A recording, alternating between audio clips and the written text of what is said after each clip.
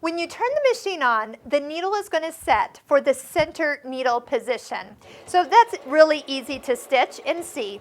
But on this machine, there's actually quite a few needle positions, and you change it when you adjust the stitch width. So this is stitch length, this is stitch width. So stitch width with a straight stitch is needle position. If you actually listen for it, so let's get the light to light up. Now, every time it takes a little beep, that is a needle position. So there's quite a few. You can have center all the way to the right and all the way to the left. So for top stitching, you can get that just right. You do have to stop sewing for it to actually activate. So just go ahead and stop sewing, and then you can dial in that needle position to be exactly where you want.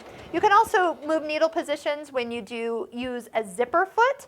I mentioned top stitching. Those are the ones that I use it the most for. And to clear out your needle position, to get it back to the center without you trying to find which one of those little beeps is center, just go ahead, pick the zigzag stitch and then back up to a straight stitch, and it'll clear out the settings that you had before, and now you're back to center. Also, turning off your machine and turning it back on will do the same thing.